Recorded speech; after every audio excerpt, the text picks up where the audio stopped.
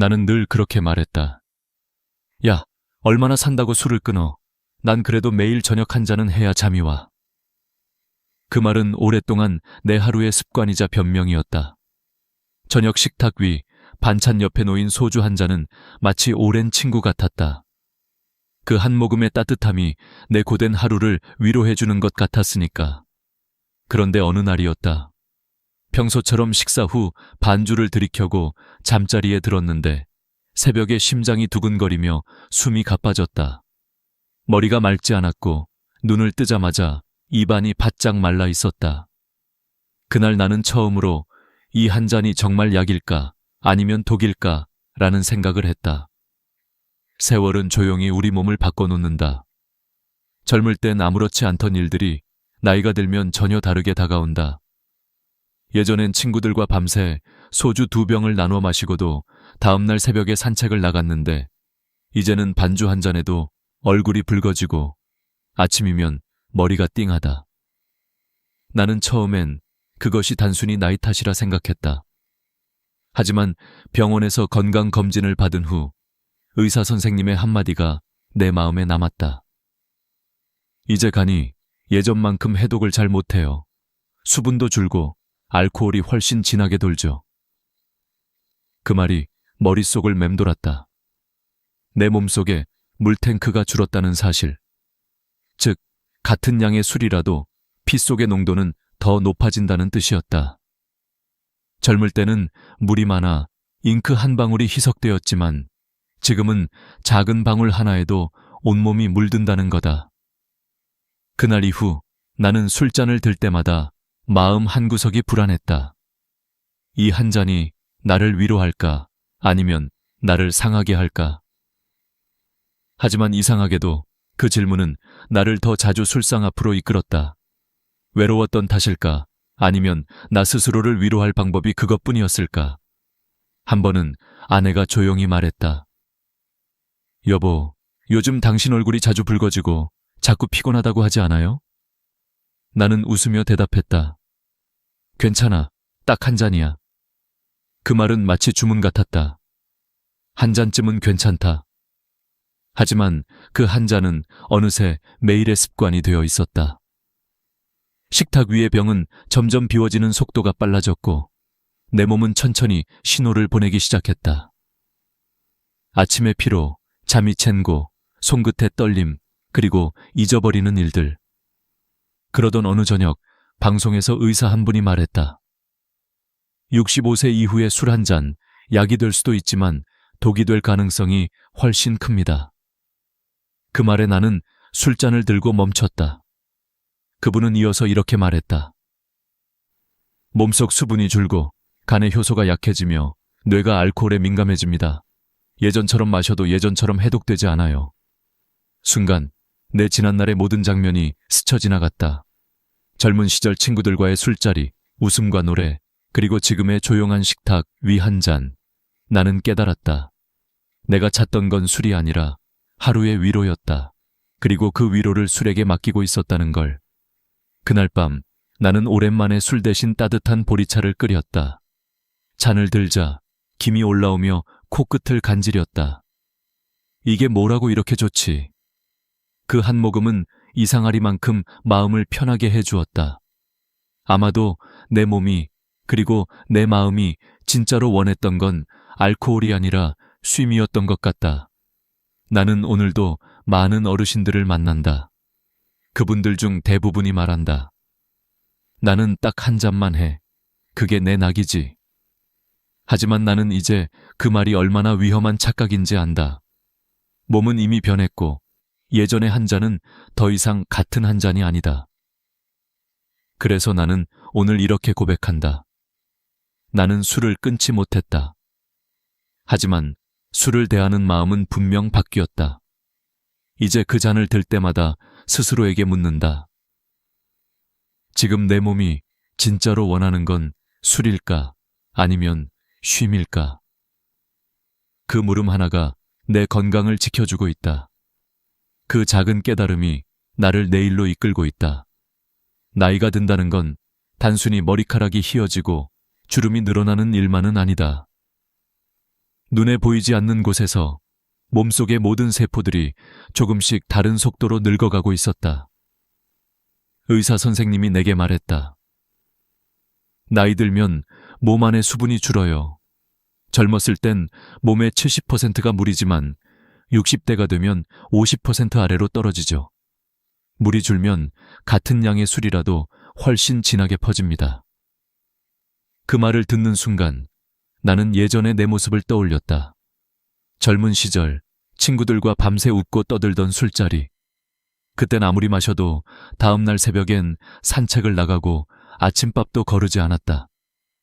그런데 지금은 반주 한 잔만 마셔도 밤새 속이 불편하고 새벽에 깨면 입이 마르고 머리가 무겁다. 이건 단순히 체력이 떨어진 게 아니었다. 몸 자체가 달라진 것이다. 수분이 줄어든다는 건 알코올이 피 속에서 희석되지 않고 그대로 순환한다는 뜻이었다. 그건 마치 작은 어항 속에 잉크 한 방울을 떨어뜨리는 것과 같았다. 물이 적으니 색이 더 짙고 냄새도 오래간다. 내 몸이 바로 그런 상태였다. 게다가 나이 들수록 지방의 비율은 늘어난다. 지방은 알코올을 분해하지 못한다. 그래서 술이 몸 안에 머무는 시간이 길어진다.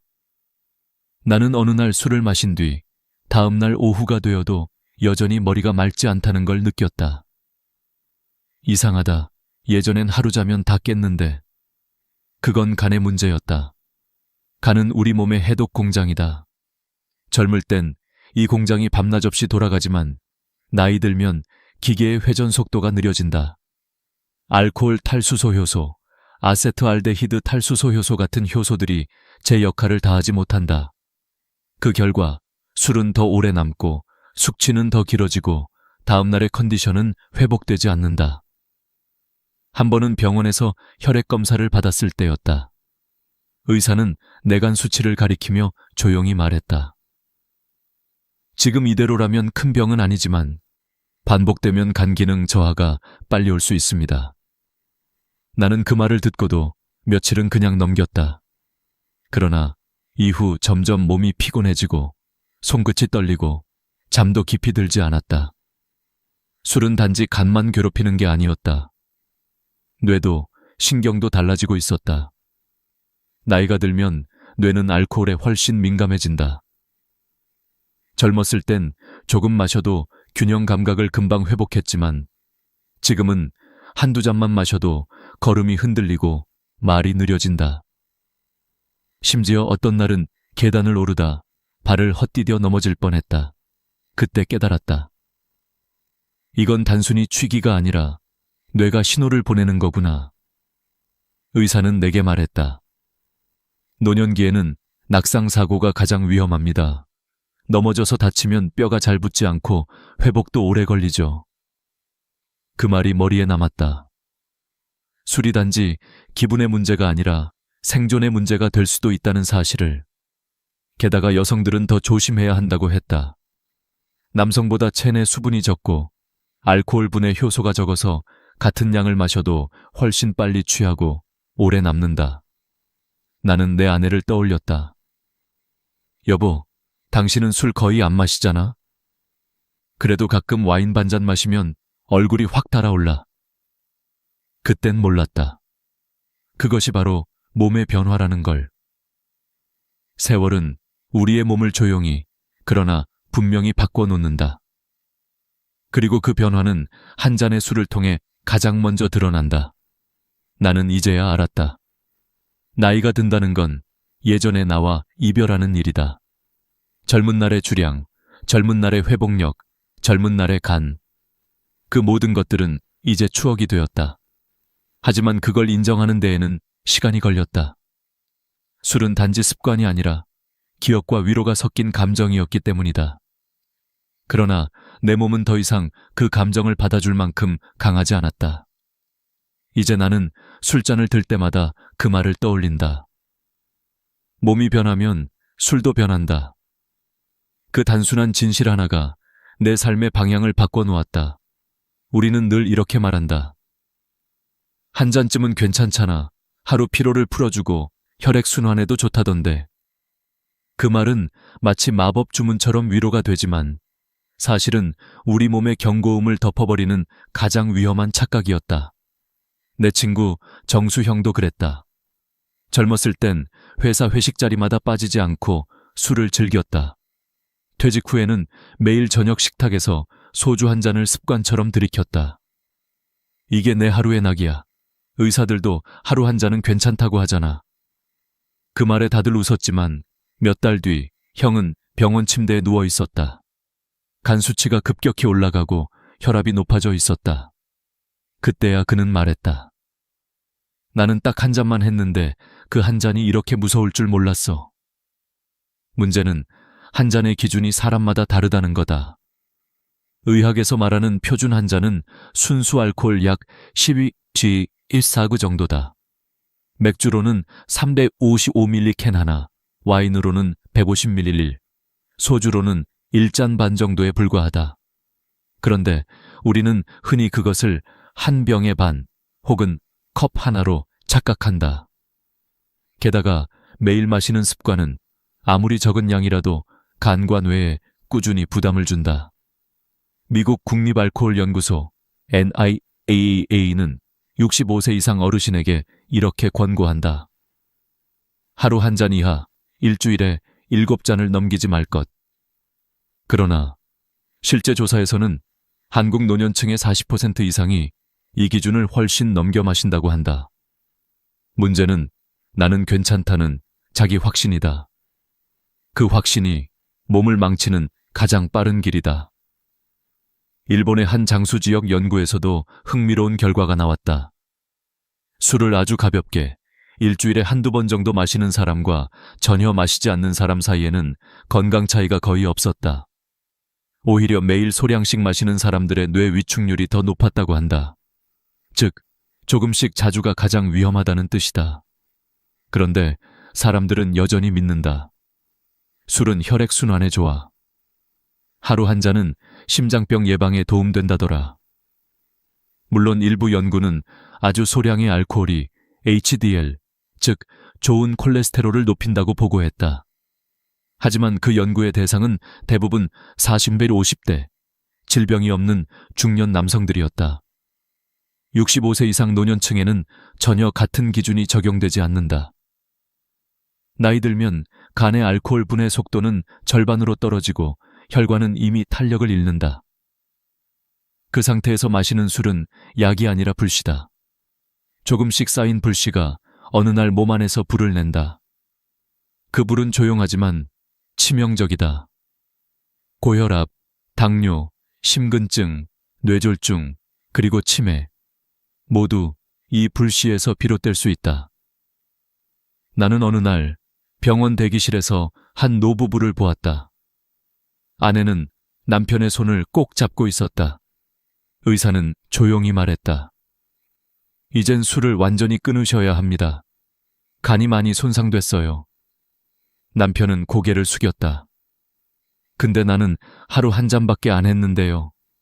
그 목소리엔 억울함보다 슬픔이 묻어 있었다. 그 한 잔이 문제였다. 매일의 한 잔이 결국 그의 간을 무너뜨린 것이다. 술은 교묘하다. 처음엔 마음을 녹이고 나중엔 몸을 녹인다. 처음엔 기분을 좋게 하지만 결국엔 기억을 지운다. 그리고 우리는 늦게야 깨닫는다. 괜찮다고 믿었던 그 한 잔이 내 삶을 갉아먹고 있었구나. 나는 이제 사람들에게 말한다. 술이 약이 되려면 약처럼 드셔야 합니다. 즉, 필요할 때 잠시가 아니라면 그건 약이 아니라 독입니다. 한 번은 후배가 내게 물었다. 선배, 그럼 완전히 끊어야 합니까? 나는 잠시 생각하다가 이렇게 대답했다. 끊는 게 아니라 다시 배워야 해. 술을 마시는 게 아니라 술을 다루는 법을. 그날 이후 나는 술을 마시기 전 늘 이 말을 되뇌었다. 나는 오늘 술을 마시는 게 아니라 내 몸을 선택한다. 그렇게 생각하면 술잔을 드는 손이 자연히 멈춘다. 그 멈춤 하나가 내 건강을 지키는 첫걸음이 되었다. 한 잔쯤은 괜찮다는 말, 그건 젊은 날의 이야기다. 이제 우리에게 필요한 말은 이거다. 오늘도 술 대신 나를 아끼자.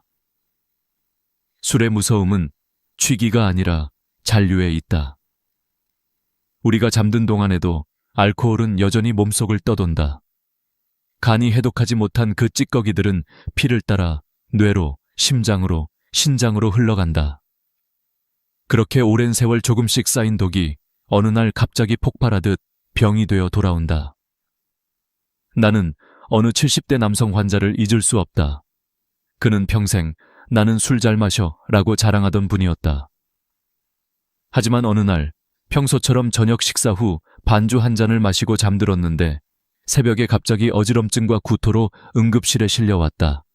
검진 결과는 알코올성 심근증. 의사는 조용히 말했다. 술이 심장 근육을 조금씩 약하게 만들어 온 겁니다. 이제 더는 버틸 수 없어요. 그분은 며칠 뒤 중환자실에서 조용히 눈을 감았다. 그 한 잔이 심장을, 간을, 뇌를 무너뜨릴 줄 누가 알았겠는가. 알코올은 몸의 모든 기관을 동시에 공격한다. 먼저 간은 가장 앞에서 맞는다. 처음엔 지방간으로 시작된다. 술이 지방 대사를 방해해 간세포 사이에 지방이 쌓이는 것이다. 그 다음엔 염증이 생기고 결국 강형변으로 진행된다.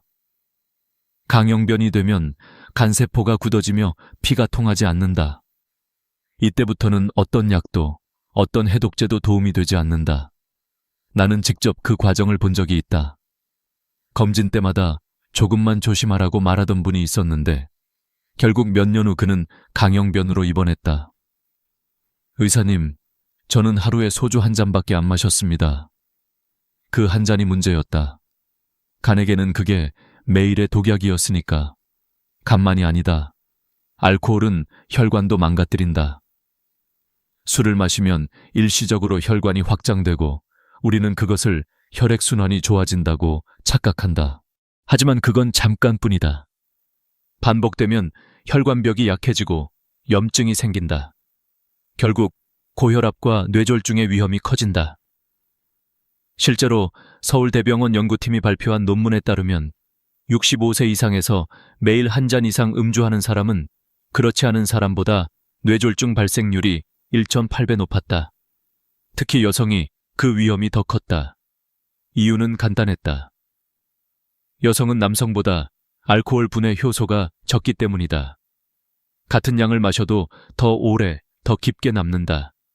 그리고 술은 뇌의 기억을 지운다. 나는 가끔 그런 경험을 했다.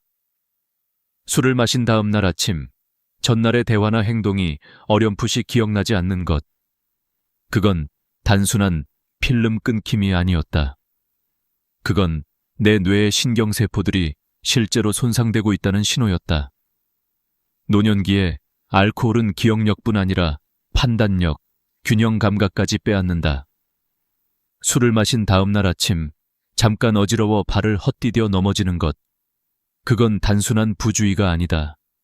뇌의 신호 전달이 느려졌기 때문이다. 낙상으로 골절이 생기면 그 후유증이 평생을 따라온다. 특히 엉덩이뼈 골절은 노년기에 생명을 위협할 수도 있다. 그리고 또 한 가지, 많은 어르신들이 간과하는 문제, 약물과의 충돌. 혈압약, 당뇨약, 수면제, 진통제. 이 약들과 술이 만나면 약의 효과가 예측할 수 없을 만큼 강해지거나 반대로 사라지기도 한다. 예를 들어 혈압약을 먹고 술을 마시면 혈압이 갑자기 뚝 떨어질 수 있고 혈당약과 함께 마시면 저혈당 쇼크를 일으킬 수도 있다. 수면제와 술을 같이 먹으면 호흡이 느려져 그대로 잠든 채 깨어나지 못할 수도 있다. 나는 실제로 그런 환자를 본 적이 있다. 의사님, 그냥 잠이 안 와서 소주 반 잔만 마셨어요. 그 반잔이 그의 마지막 밤이 되었다. 우리가 흔히 말하는 한 잔의 여유. 그건 사실 우리 몸엔 한 잔의 위험이다. 젊을 땐 버텨내던 몸이지만 이제는 작은 자극 하나에도 흔들리고 상처 입는다. 술은 사람을 속인다.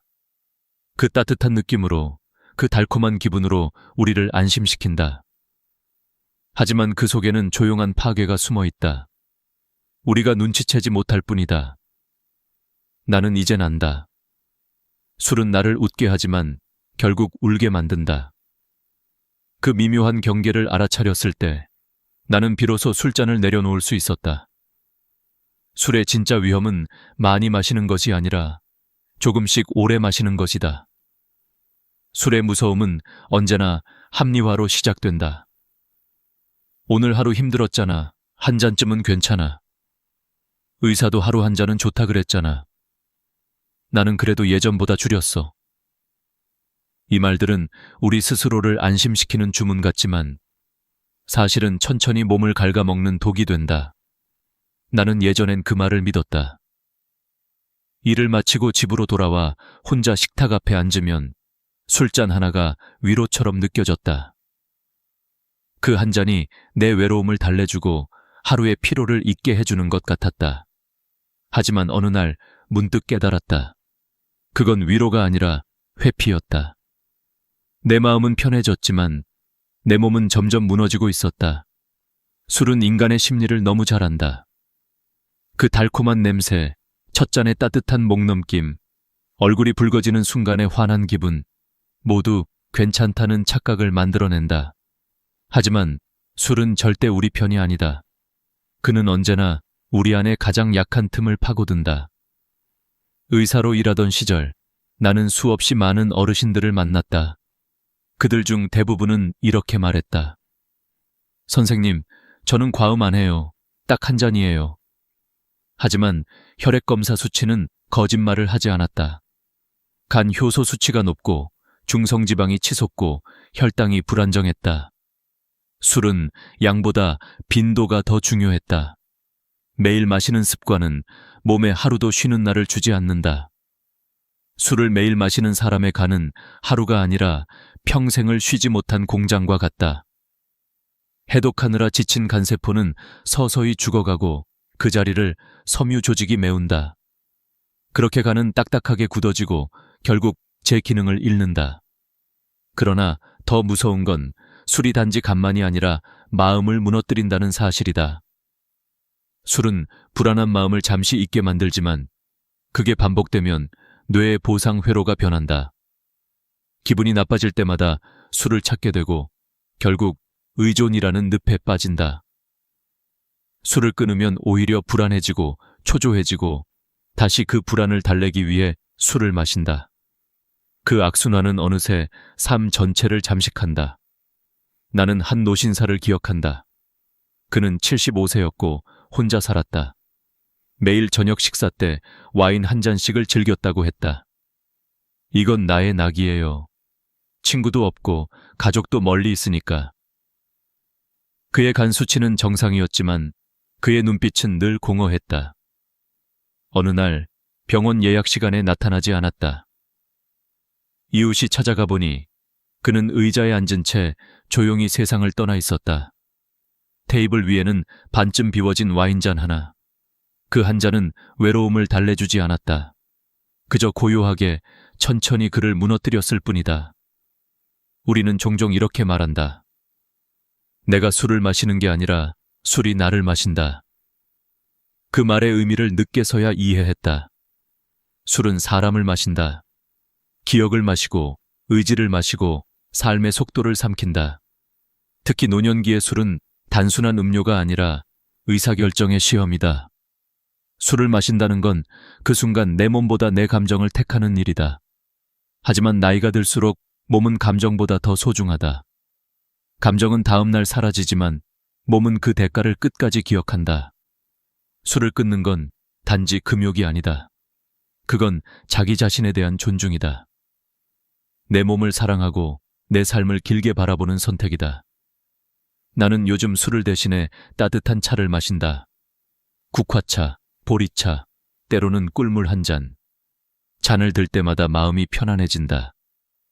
이젠 술이 주던 달콤한 순간보다 내일 아침의 맑은 기분이 더 소중하다. 술은 우리에게 이렇게 말한다.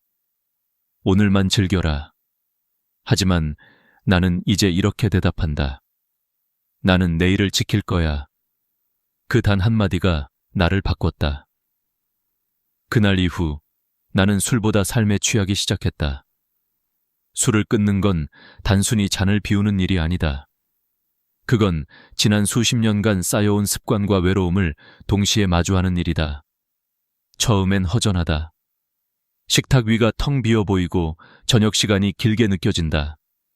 하지만 그 허전함 속에서 서서히 새로운 무언가가 자라난다. 그건 진짜 나를 다시 만나는 시간이다. 술을 끊고 첫 일주일, 나는 밤마다 뒤척였다. 잠이 오지 않았다. 습관처럼 술 생각이 났고 목이 텄다. 하지만 10일쯤 지나자 이상하게 몸이 가벼워졌다. 아침에 눈을 뜨면 머리가 맑고 손끝이 따뜻했다. 그때 처음 깨달았다. 그동안 나는 술이 아니라 피로 속에서 살고 있었다는 걸. 술을 멀리하면 몸은 놀라울 만큼 빠르게 회복한다. 간 수치가 내려가고 혈압이 안정되고 얼굴빛이 환해진다. 무겁던 다리가 가벼워지고 숨이 덜 차오른다. 의학적으로도 불과 3주만 금주해도 간세포의 재생이 시작된다고 한다. 몸은 우리가 생각하는 것보다 훨씬 현명하다. 우리가 멈춰주기만 하면 스스로를 치유한다. 하지만 더 큰 변화는 몸이 아니라 마음에서 온다. 술에 기대어 흩어졌던 감정들이 다시 자리를 잡는다. 기분이 나쁘면 산책을 하고 외로우면 전화를 건다. 예전엔 술로 덮었던 일들이 이제는 대화로, 움직임으로 녹아간다. 나는 그걸 되찾은 리듬이라고 부른다. 술을 끊은 뒤 새벽이 좋아졌다. 예전엔 숙취로 흐릿했던 시간이었다. 하지만 이제는 그 시간에 커튼을 걷고 하늘을 본다. 회색빛이었던 하늘이 점점 푸르러지는 걸 바라보면 아, 이게 진짜 아침이구나 라는 생각이 든다. 몸이 맑아지면 세상이 선명해진다.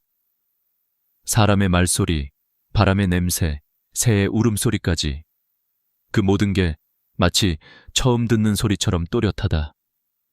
어느 날 병원에서 한 어르신이 나에게 말했다. 의사 선생, 나는 술을 끊고 나니까 기억이 돌아왔어. 그분은 웃으며 말했다. 잃어버린 10년이 조금씩 떠오르더라고. 참 이상하지? 나는 대답했다. 몸이 기억을 되찾은 겁니다. 실제로 알코올을 끊으면 뇌의 신경회로가 서서히 회복된다고 한다. 기억력, 집중력, 감정조절 능력, 이 모든 것이 다시 살아난다. 그건 단지 병의 회복이 아니라 삶의 회복이다. 술을 끊은 사람들 중에는 공통점이 있다. 처음엔 외로웠다고 말하지만 시간이 지나면 다들 이렇게 말한다. 이젠 더 이상 외롭지 않아요. 내가 나를 돌보기 시작했으니까요. 그 말이 참 인상 깊었다. 결국 우리가 술을 찾았던 이유는 몸이 아니라 마음이 목말랐기 때문이다. 누군가의 위로, 누군가의 관심, 혹은 자기 자신에 대한 이해, 그 부족함을 잠시 잊기 위해 술을 택했던 것이다. 하지만 진짜 위로는 술잔이 아니라 자기 자신을 돌보는 데서 온다. 나는 이젠 저녁마다 따뜻한 차를 우려 마신다. 국화차의 은은한 향이 방 안을 채우면 그 향기만으로도 마음이 편안해진다. 술이 주던 일시적인 열기 대신 차는 내 안에 조용한 평화를 가져다 준다. 노년의 시간은 빠르게 흐르지만 그 속에서 하루라도 더 건강하게 사는 것은 우리의 선택이다. 술을 끊는다는 건 단순한 절제가 아니라 삶의 방향을 되돌리는 일이다. 그건 끝이 아니라 새로운 시작이다. 이제 저녁 식탁 앞에 앉을 때마다 스스로에게 묻는다. 오늘 내 몸이 진짜 원하는 건 무엇일까? 그 대답은 늘 같다. 평화, 그리고 내일 아침의 맑은 미소. 그 미소 하나면 충분하다. 그건 어제의 술보다 훨씬 더 달고 무엇보다 후회가 없다. 여러분, 한번 생각해 보세요. 대화를 나누는 순간 어떤 사람과는 정말 편안하고 자연스럽게 말이 흘러가고 마치 오랜 친구처럼 모든 게 잘 맞는 느낌이 들죠. 그런데 또 다른 사람과는 뭔가 어색하고 불편한 감정을 느낍니다. 말이 막히고 뭔가 틀어진 것 같은 기분이 드는 거죠. 여러분은 왜 그런 차이가 나는지 궁금하지 않으신가요? 그냥 성격 차이겠지 라고 생각할 수 있지만 사실 그게 전부는 아닙니다. 대화에서 느끼는 그 차이는 우리가 사용하는 언어와 표현에서 시작됩니다. 같은 상황, 같은 말을 하더라도 그 말을 받는 사람의 기분은 천차만별일 수 있습니다. 왜 그럴까요? 바로 우리가 사용하는 언어가 상대방의 감정을 어떻게 다룰지에 큰 영향을 미치기 때문입니다. 여러분은 실수했을 때 어떻게 대처하고 싶으세요? 괜찮아, 그럴 수도 있지 라고 말하는 사람에게는 편안함을 느끼겠죠. 반대로 왜 그걸 실수했어 라고 말하는 사람에게는 더 불안하고 불편한 기분이 들 수밖에 없습니다. 이런 차이가 대화에서 어떤 변화를 일으키는지 여러분도 한번 느껴본 적이 있지 않나요? 이제 여기서 중요한 질문이 생깁니다. 대화에서 상대방을 편안하게 만들어주는 말은 무엇일까요? 바로 괜찮아, 신경 쓰지 마, 그럴 수도 있어 와 같은 간단한 말들이 사람의 마음을 열 수 있다는 점입니다. 그런데 반대로 왜 그랬어? 같은 말은 마음의 문을 닫게 만들죠. 이러한 말들이 우리에게 주는 영향은 생각보다 큽니다. 사실 우리는 대화를 할 때 자주 단순히 말한 것이 상대방에게 어떻게 전달될지 생각하지 않고 이야기하곤 합니다. 하지만 대화의 핵심은 말의 의도와 의미가르가 아니라 상대방이 그 말을 들었을 때 어떤 감정을 느끼게 되느냐에 달려 있습니다. 예를 들어 실수한 사람에게 왜 그랬어? 라고 말하는 대신 괜찮아, 그런 일도 있지, 다음에는 더 잘할 거야 라고 말하는 것이 얼마나 큰 차이를 만들 수 있는지 한번 생각해 보세요. 이렇게 말하는 사람은 실수를 용납해주고 상대방이 더 이상 자책하지 않도록 도와줍니다. 그 말 한마디로 상대방의 마음을 열 수 있고 그 사람은 더 이상 부끄러움이나 죄책감을 느끼지 않고 상황을 넘길 수 있게 됩니다. 하지만 그 반대, 왜 그랬어? 라는 말 한마디는 상대방을 움츠러들게 하고 더욱 불안하게 만들 수 있습니다. 그 사람은 계속해서 실수에 대해 생각하고 자신감을 잃게 될 것입니다. 그래서 대화에서 정말 중요한 것은 상대방의 감정을 배려하는 것입니다. 우리가 어떤 말을 하느냐가 아니라 그 말을 통해 상대방이 어떻게 느끼는지가 중요합니다. 대화는 단순히 정보를 주고받는 과정이 아닙니다. 우리가 사용하는 언어는 상대방의 감정을 어떻게 다룰 것인지에 대한 중요한 키를 쥐고 있습니다. 만약 우리가 상대방의 마음을 여는 말을 할 수 있다면 그 사람은 더 이상 불편함을 느끼지 않고 마음을 열어 이야기를 나누게 될 것입니다. 사실 대화에서 가장 중요한 언어는 공감의 언어입니다.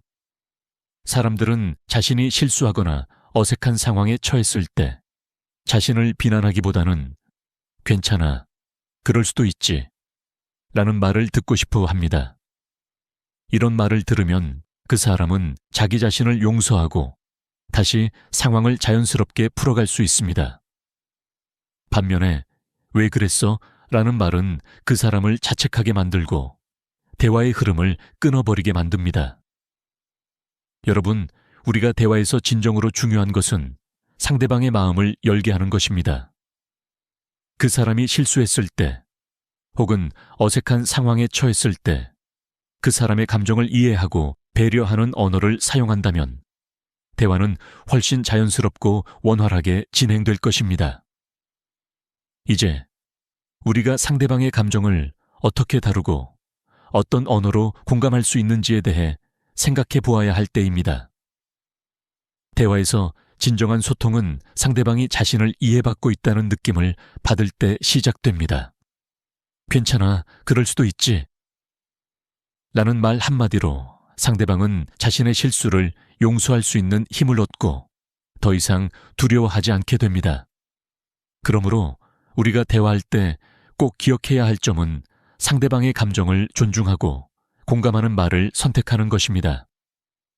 이제 다음에는 어떤 말들이 상대방을 더 불안하게 만들고 관계를 어색하게 만드는지에 대해 더 알아보겠습니다. 불편한 대화의 함정을 피하는 법에 대해 이야기할 차례입니다. 앞서 말씀드린 것처럼 대화에서 중요한 것은 단순히 정보를 주고받는 것이 아니라 상대방의 감정을 이해하고 배려하는 언어를 사용하는 것입니다. 우리가 실수나 어색한 상황에서 상대방에게 어떤 말을 건네느냐가 그 사람의 마음을 여는 중요한 키가 됩니다. 이제 그 언어들이 어떻게 사람들의 마음을 변화시킬 수 있는지 살펴보겠습니다. 예를 들어, 누구나 실수를 합니다. 여러분도 실수한 경험이 있을 겁니다. 그럴 때 누구나 불안하고 죄책감을 느끼기 마련입니다. 실수로 인해 자기 자신에 대한 신뢰가 깨지기도 하고 다른 사람에게 미안한 마음이 들기도 합니다. 그래서 중요한 것은 그 사람이 실수했을 때 어떻게 그 사람을 위로해 주느냐입니다. 괜찮아. 그럴 수도 있지. 라는 말은 상대방에게 부담을 덜어주는 말입니다. 그것만으로 상대방은 자신의 실수를 용서하고 더 이상 그 실수에 대해 걱정하지 않게 됩니다. 이렇게 간단한 말 한마디로 불안감을 해소해 줄 수 있다는 점이 중요합니다. 그런데 만약 상대방이 실수한 후에 왜 그렇게 실수했어? 라는 말을 듣는다면 어떨까요? 그 사람은 자기 자신을 더 자책하게 되고 불안이 커지게 됩니다. 실수를 반복하지 않으려고 더 긴장하게 되죠. 이런 상황에서 그럴 수도 있지 라는 말을 들으면 그 사람은 긴장이 풀리고 자신감을 다시 찾게 됩니다. 실수는 누구나 할 수 있는 일입니다. 그래서 실수한 사람에게 어떤 말을 하느냐에 따라 그 사람의 감정과 대화의 분위기가 완전히 달라집니다. 괜찮아. 그럴 수도 있지. 라는 말은 그 사람의 불안을 덜어주고 자신감을 회복시켜줍니다. 그 말을 들은 사람은 이제 실수에 대한 두려움 대신 다음에 더 잘할 수 있다는 믿음을 가지게 됩니다. 이러한 공감의 언어는 실수에만 한정되지 않습니다. 우리가 일상에서 자주 겪는 불안, 걱정, 스트레스 같은 감정에도 똑같이 적용됩니다. 예를 들어, 중요한 발표를 앞둔 사람, 혹은 중요한 시험을 앞두고 긴장하고 있는 사람에게 어떻게 말을 건넬까요? 괜찮아, 잘 할 수 있을 거야. 긴장하는 건 자연스러운 거니까 걱정하지 마. 라는 말은 그 사람에게 불안을 인정하고 공감하는 말입니다. 그 말 한마디가 그 사람의 마음을 안정시키고 긴장을 풀어줍니다. 반대로, 왜 이렇게 긴장해? 별거 아닌 거 아니야? 라는 말은 그 사람의 불안을 무시하는 말입니다. 이 말은 불안을 더 키우고 그 사람이 자기 감정을 억제하게 만들 수 있습니다. 그렇게 쉽게 할 수 있을 것 같아. 라는 식의 말도 마찬가지입니다. 이건 그 사람의 불안을 해소하기보다는 오히려 더 자기 자신을 의심하게 만듭니다. 이러한 예시는 대화에서 우리가 어떤 말을 하느냐가 얼마나 중요한지를 잘 보여줍니다. 상대방이 느끼는 감정에 공감하고 그 사람의 상황을 이해하는 말은 그 사람을 편안하게 만듭니다. 공감이란 상대방의 감정을 인정하고 그 사람이 지금 느끼는 감정을 그대로 받아들이는 것입니다. 이런 말은 상대방에게 진심을 전달하며 그 사람의 불안을 해소하고 마음을 열게 합니다. 또한 우리가 불안한 상황에서 건넬 수 있는 말은 단순히 위로의 차원을 넘어서 상대방의 자신감 회복을 돕는 중요한 역할을 합니다. 발표나 시험을 앞둔 사람에게 긴장돼도 괜찮아. 너라면 잘 할 거야. 라고 말하는 것은 그 사람에게 자신감을 심어주는 매우 중요한 말입니다. 그 사람은 자신의 불안감을 인정받고 자신이 잘할 수 있다는 믿음을 가지게 됩니다. 반대로 왜 그렇게 긴장해? 라며 불안감을 무시하는 말은 그 사람을 더욱 위축되게 만듭니다. 이처럼 우리가 사용하는 언어는 단순히 말 그대로의 의미를 넘어 상대방의 감정에 깊은 영향을 미칩니다. 우리가 상대방에게 건네는 말 한마디가 그 사람을 불안해서 벗어나게 하고 다시 마음을 가다듬게 만듭니다. 그러므로 대화에서 중요한 점은 상대방의 감정을 인정하고 존중하는 것입니다. 불안이나 긴장을 해소하고 사람의 마음을 열게 하는 말은 그 사람과의 관계를 더욱 깊고 의미 있는 것으로 만들어줄 수 있습니다.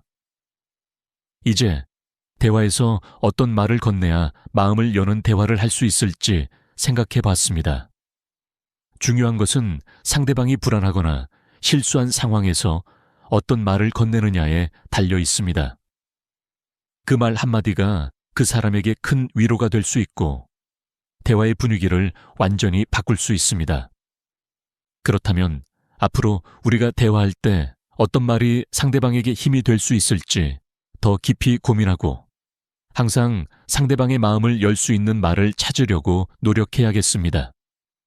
이제 불안과 실수 외에도 억울하거나 지친 상황에서 어떤 말을 건넬지에 대해 이야기해 보겠습니다. 사람은 힘들고 지쳤을 때 정말 필요한 말이 무엇인지도 중요합니다. 계속해서 그 상황을 어떻게 공감하고 이해할 수 있을지 살펴보겠습니다.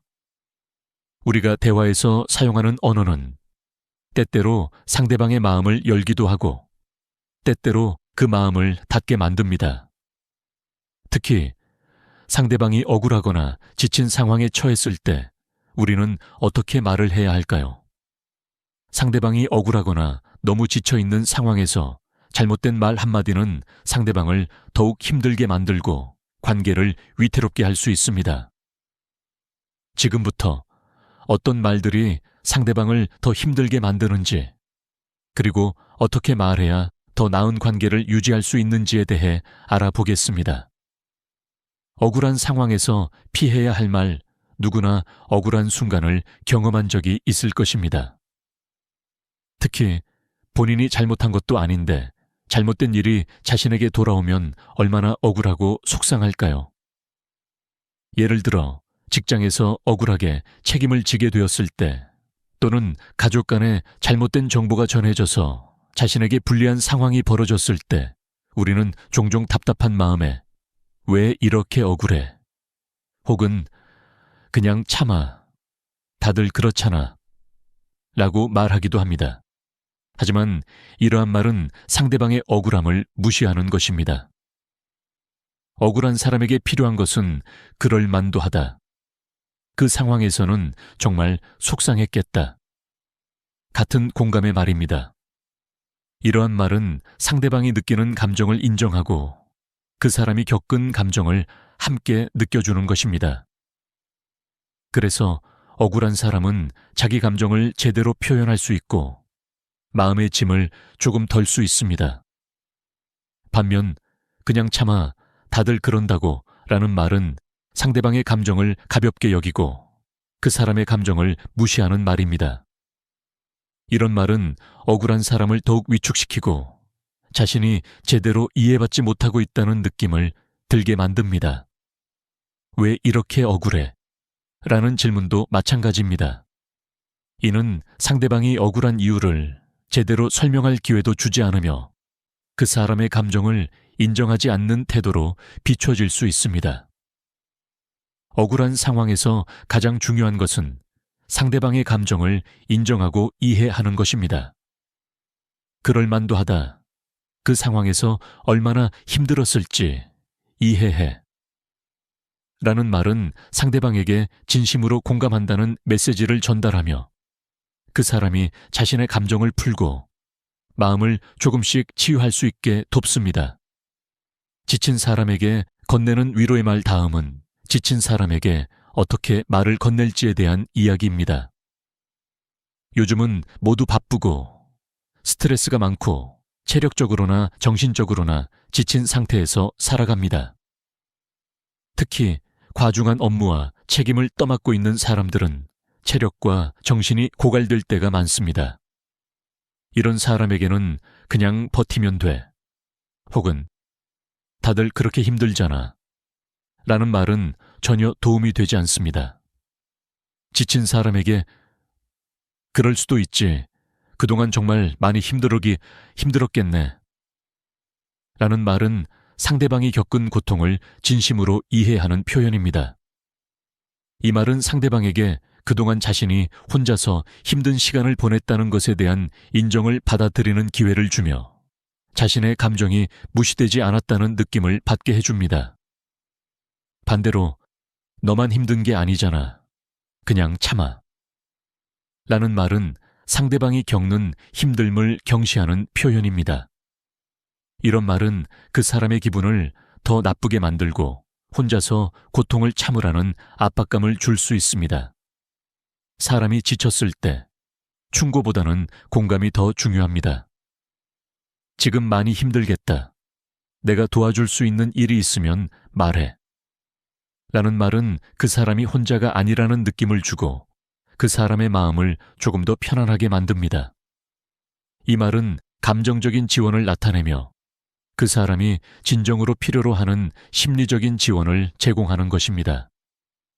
공감 없는 말은 관계를 단절시킨다. 이제 중요한 사실을 알아두셔야 합니다. 공감 없는 말은 결국 상대방과의 관계를 멀어지게 만듭니다. 사람은 자기 감정을 이해해주는 사람에게 마음을 열고 그 사람과 더 깊은 관계를 형성합니다. 그러나 자신이 겪고 있는 고통을 가볍게 여기는 말을 들으면 그 사람은 자신의 감정을 숨기게 되고 결국 관계를 단절할 수 있습니다.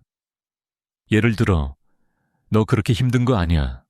다른 사람도 다 힘들어. 라는 말은 사실 상대방에게 전혀 위로가 되지 않습니다. 그게 그렇게 힘든 거야. 라는 말도 마찬가지입니다. 이는 그 사람의 힘듦을 무시하고 자신만의 기준으로 상대방을 평가하는 말입니다. 상대방은 점차 그 사람에게 자기 이야기를 꺼내지 않게 되고 결국 그 사람과의 관계가 서서히 멀어질 수밖에 없습니다. 반면 정말 많이와 힘들었겠네. 나도 네가 얼마나 힘든지 이해해. 라는 말은 상대방에게 자신의 감정을 이해해주는 사람이 있다는 것을 확실히 전달할 수 있습니다. 이 말은 상대방의 마음을 열게 하고 그 사람에게 편안함을 줍니다. 마무리 대화에서 어떤 말을 하느냐가 관계의 성패를 결정지을 수 있습니다. 특히 상대방이 억울하거나 지쳤을 때 공감의 말을 건네는 것이 중요합니다. 우리가 아무리 좋은 의도로 말을 한다 해도 그 말이 상대방의 감정을 해치지 않도록 신경 써야 합니다.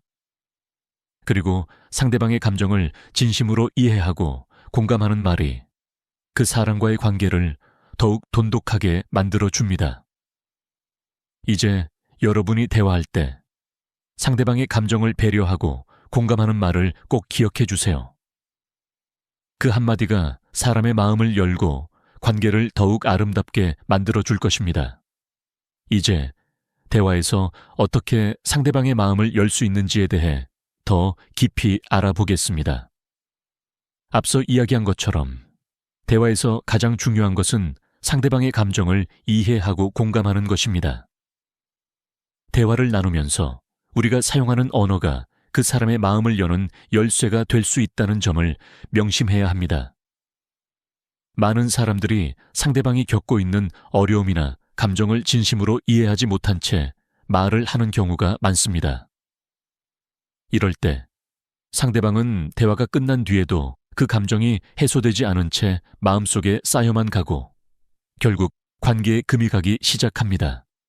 그런데 우리가 상대방의 감정을 진심으로 이해하고 공감하는 말을 건넬 수 있다면 그 사람은 다시 마음을 열고 우리와의 관계가 더욱 깊어질 수 있습니다. 대화에서 마음을 여는 방법. 상대방의 감정을 인정하고 그 감정에 공감하라 사람은 자신의 감정을 인정받고 싶어 합니다. 특히 힘든 상황을 겪고 있는 사람들은 그들의 감정을 누군가에게 받아들여지고 너가 느끼는 감정이 틀리지 않아 라는 메시지를 전달받길 원합니다. 그래서 중요한 것은 상대방의 감정을 무시하지 않고 진심으로 인정하는 것입니다. 예를 들어 누군가 슬프거나 좌절한 상황에서 왜 이렇게 슬퍼해? 라고 묻는 것은 그 사람의 감정을 억누르는 말입니다. 이 상황에서 너가 얼마나 힘들었을지 이해해. 라고 말하는 것이 훨씬 더 상대방의 마음을 여는 말이 됩니다. 이 말은 그 사람에게 자기 감정이 잘못된 것이 아님을 확인시켜주는 말입니다. 그리고 그 사람은 그 감정을 더 이상 숨기지 않고 표현할 수 있게 되며 이후 대화에서 편안함을 느낄 수 있게 됩니다. 대화에서 상대방의 감정을 인정하고 공감하는 것은 우리가 생각하는 것보다 더 중요한 일입니다. 감정을 숨기고 억누르고 자기 자신을 이해받지 못한다고 느끼는 것이 관계를 멀어지게 만드는 가장 큰 원인일 수 있기 때문입니다. 상대방의 감정을 깊이 이해하고 표현하는 것, 사람들이 대화에서 불편함을 느끼는 이유는 그들이 느끼는 감정을 적절하게 표현하지 못하거나 그 감정이 무시당했다라고 느끼기 때문입니다. 예를 들어 힘든 상황에 처한 사람에게 다들 힘들잖아. 너만 그런 게 아니야. 라는 말을 들으면 그 사람은 자신의 고통을 무시당한 느낌을 받을 수 있습니다. 반대로 정말 많이 힘들었겠다. 그럴 만도 하다. 라고 말하면 그 사람은 자신의 감정이 인정받은 느낌을 받습니다. 대화에서 중요한 것은 상대방의 감정을 무시하지 않고 그 사람의 입장에서 생각하고 이해하는 것입니다. 그 사람의 감정을 이해하고 그 감정에 대해 내가 느끼기에는 그런 감정이 드는 것이 너무 당연해. 라고 표현하는 것이 그 사람의 마음을 여는 첫걸음이 됩니다. 우리가 상대방의 감정을 진심으로 이해하려는 태도를 보일 때 그 사람은 마음의 벽을 허물고 우리와의 관계를 더 깊게 만들고 싶어 할 것입니다. 하지만 정말 많이 힘들었겠다. 지금까지 잘 버텼어. 라는 말은 상대방에게 자기 감정을 인정받는 느낌을 줍니다. 그 상황에서 얼마나 힘들었을지 이해해. 라고 말하는 것은 그 사람의 고통을 공감해주는 말이 되어 상대방이 더 이상 혼자서 이 고통을 감당하지 않아도 된다는 느낌을 주고 조금이나마 마음이 편안해집니다. 그 한마디가 그 사람에게 힘을 주고 위로가 되며 다시 일어설 수 있는 용기를 주기 때문입니다. 지친 사람에게 필요한 것은 해결책이 아니라 공감. 우리는 종종 다른 사람이 힘들어하는 상황에서 그냥 이렇게 하면 돼. 또는 그것도 다 지나갈 거야. 라는 식의 해결책을 제시하려고 합니다. 물론 그런 말도 중요하지만 그보다는 그 사람이 겪고 있는 감정을 진심으로 공감하고 이해해주는 말이 더욱 효과적일 수 있습니다. 그런 일이 있었다니 정말 힘들었겠네. 잘 버텼어. 그만큼 힘든 일이었을 거야. 이 한마디가 그 사람에게 힘을 실어주고 다시 일어설 수 있는 에너지를 주는 말이 됩니다.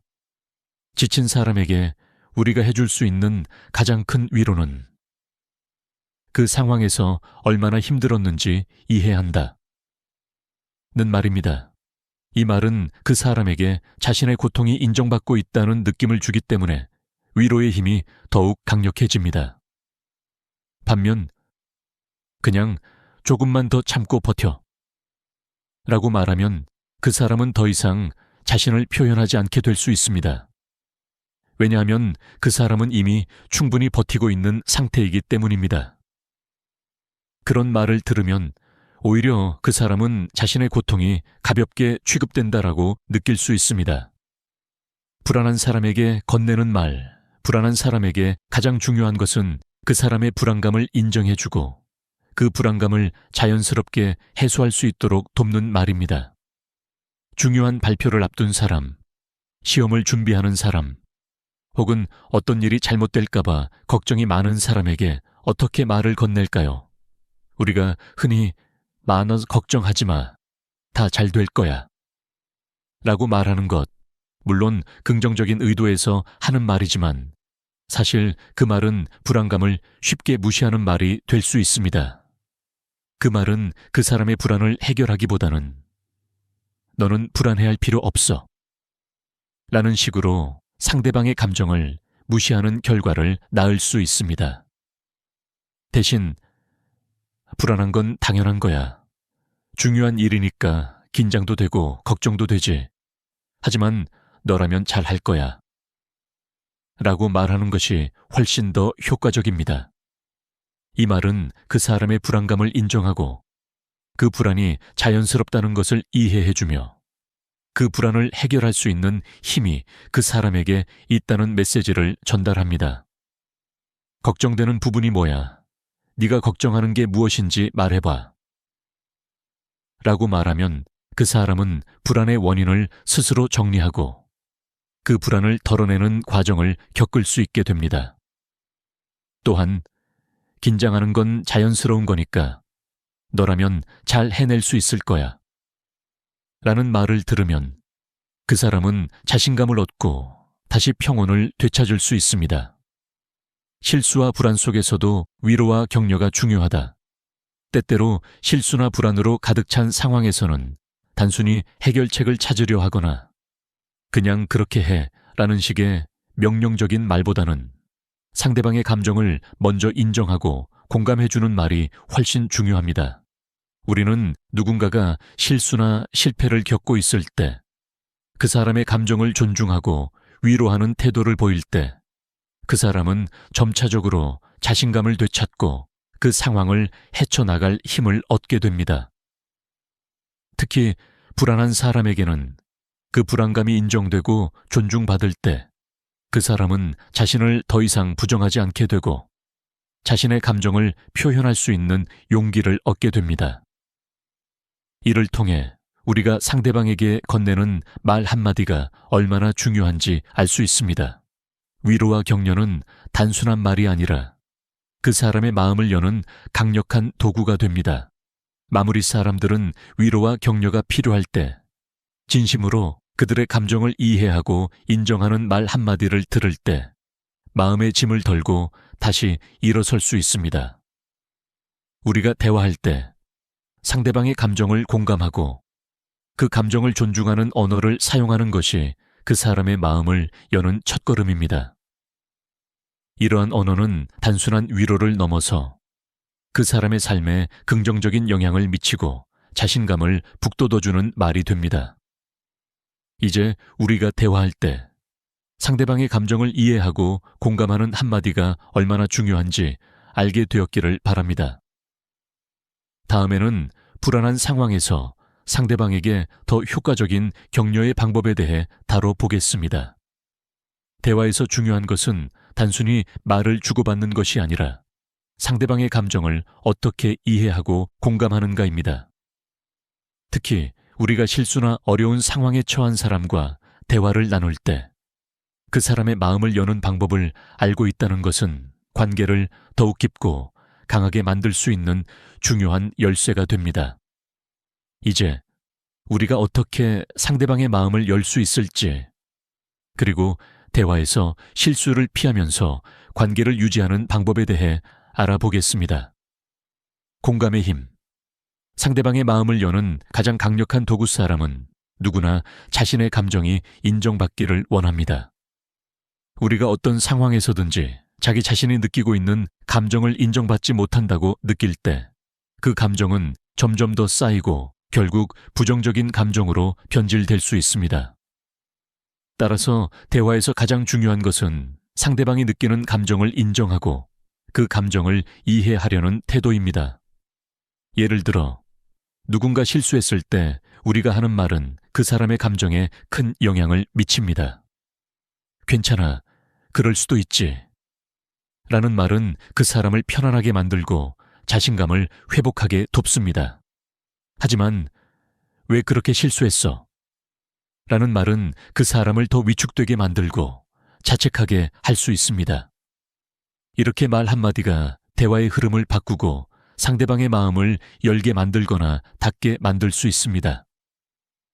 이처럼 공감은 사람의 마음을 여는 가장 강력한 도구입니다.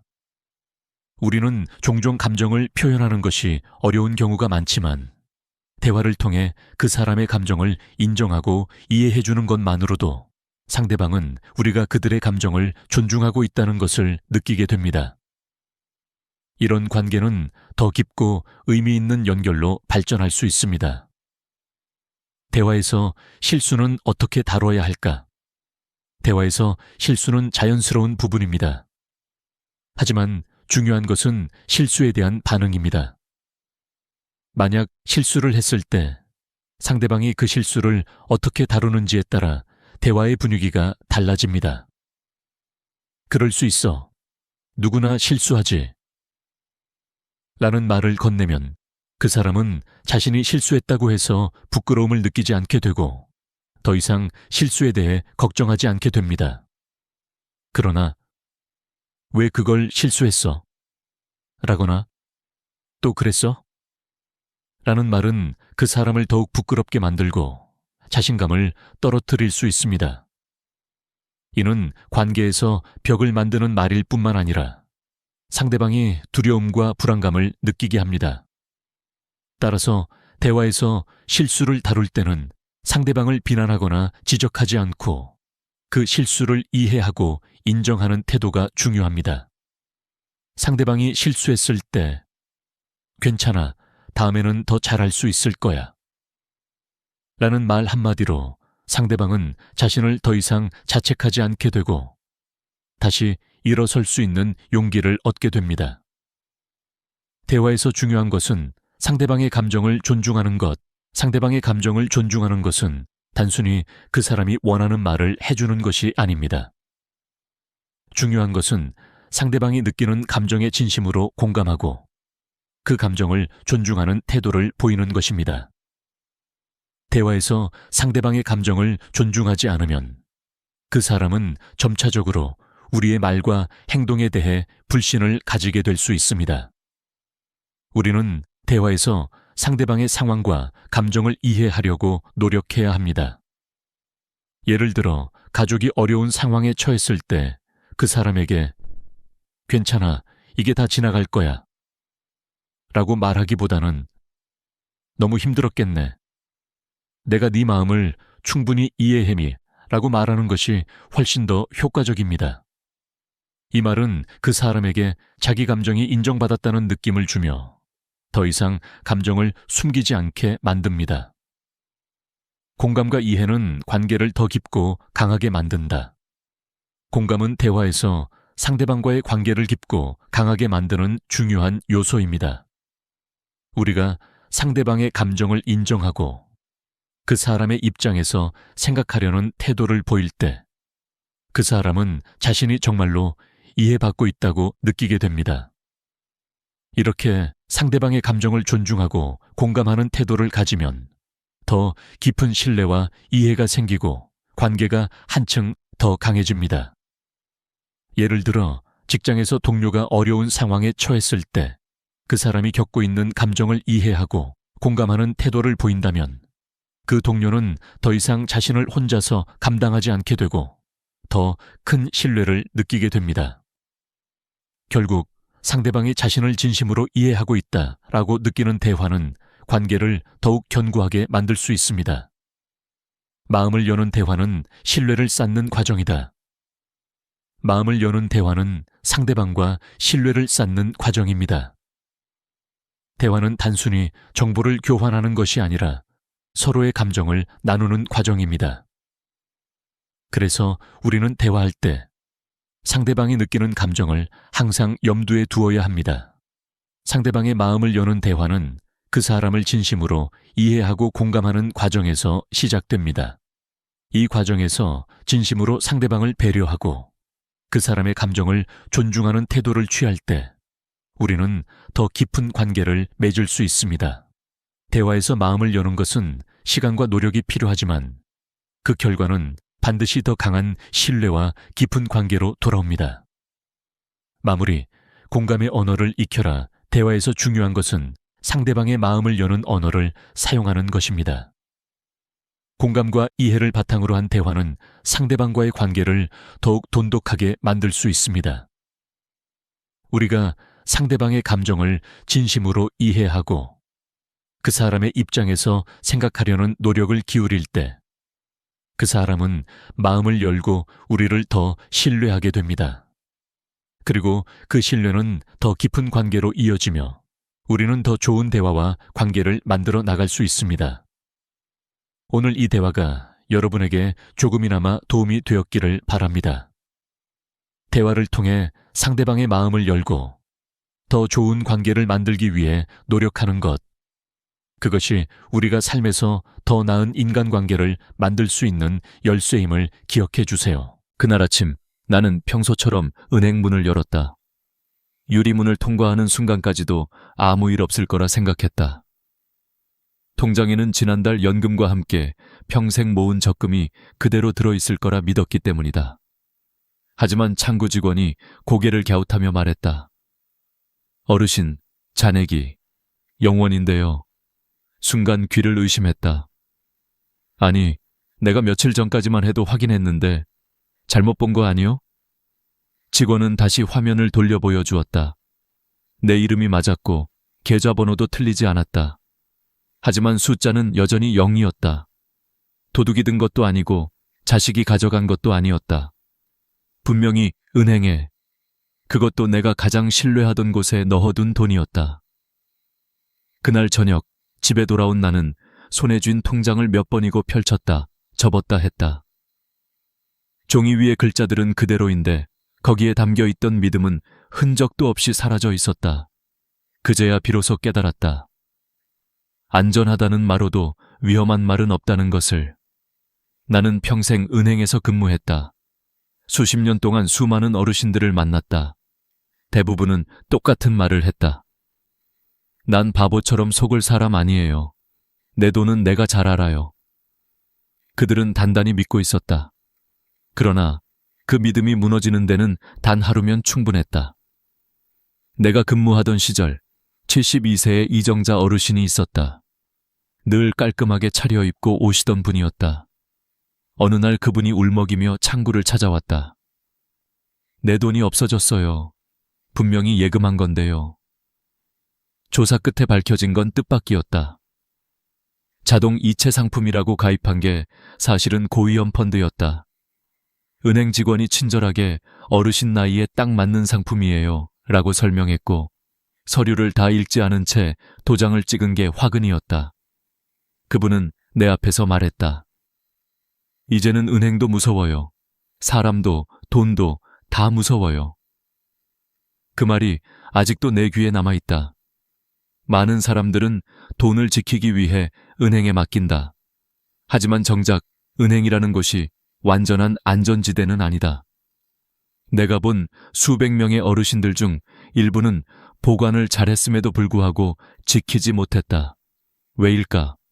그들은 자신이 아는 만큼만 믿었기 때문이다. 세상은 그 사이에 조용히 변해 있었다. 60세 이후의 인생은 버는 법보다 지키는 법을 배워야 하는 시기다. 그러나 사람들은 여전히 예전의 상식에 머문다. 현금은 눈에 보여야 안전하다고 생각하고 이자는 높을수록 좋다고 믿으며 오래 본 사람은 절대 나를 속이지 않을 거라 확신한다.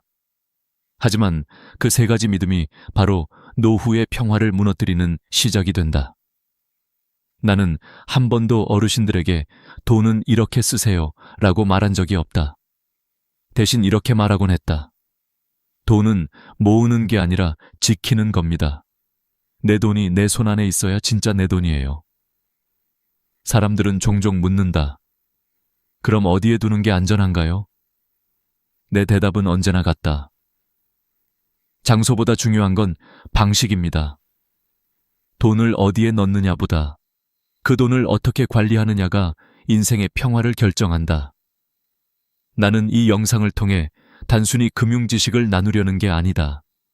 평생 모은 당신의 노력이 헛되지 않도록 돕고 싶다. 자식에게 주기 전에, 은행에 맡기기 전에 스스로 점검해야 할 3가지 질문이 있다. 첫째, 이 돈을 언제든 꺼낼 수 있는가? 둘째, 누가 대신 처리할 수 있는가? 셋째, 나는 지금 진짜 안전을 알고 있는가? 이 3가지 질문 중 하나라도 모르겠다고 느껴진다면 지금부터 들려드릴 이야기들은 아마도 당신의 인생을 바꿔놓을 것이다. 앞으로 나는 은행에서 직접 보고 들은 실제 사례들을 토대로 어르신들이 가장 자주 저지르는 돈 관리의 실수와 그것을 교묘히 유도하는 말들의 비밀을 하나씩 풀어보려 한다. 그 이야기 속엔 단순한 숫자 이상의 교훈이 있다. 그리고 무엇보다 잊지 말아야 할 것은 돈이 사라지는 건 통장의 숫자가 줄어서가 아니라 믿음을 잘못 둔 순간부터 시작된다는 사실이다. 이제 시작이다. 다음 장에서는 우리가 평생 믿어왔던 첫 번째 착각, 현금은 장롱 속이 제일 안전하다는 생각이 얼마나 위험한 함정인지 그 실체를 보여드리겠다. 내가 은행에서 근무하던 시절 가장 자주 들었던 말이 있다. 요즘 세상이 흉흉해서 나는 그냥 집에다 두는 게 제일 편해요. 그 말을 할 때 어르신들의 얼굴에는 묘한 안도감이 깃들어 있었다. 손이 닿는 곳에 있으니 불안하지 않다는 표정. 그러나 나는 늘 속으로 생각했다. 그 평안이 얼마나 위험한 착각인지 이분들은 아직 모르시는구나. 서울 구로구의 78세 김옥분 어르신 이야기를 아직도 잊지 못한다. 그분은 평생 시장에서 장사하며 한 푼 두 푼 모은 돈을 혹시 모르니까라며 현금으로 집에 보관하셨다. 은행도 자식도 믿을 수 없다는 이유였다. 내 눈에 보여야 마음이 놓이지. 그렇게 말씀하시며 돈을 비닐에 싸고 수건으로 감싸서 장롱 속 깊숙이 넣어두셨다. 세월이 흘러 새해쯤 지난 어느 날 급히 손주 등록금을 내야 해서 돈을 꺼내셨다. 그리고 그 순간 비닐 속에서 새까맣게 변한 지폐를 보고 얼어붙었다. 습기에 젖어 서로 달라붙은 지폐들, 곰팡이가 핀 5만 원권, 글자가 희미하게 사라진 1,000원권들. 내 손으로 모은 돈이 썩었어요. 어르신은 울먹이며 그렇게 말했다. 은행에 가져가 보셨지만 절반 이상은 교환 불가 판정을 받았다. 결국 수백만 원이 종이 조각이 돼버렸다. 그분은 내게 물었다.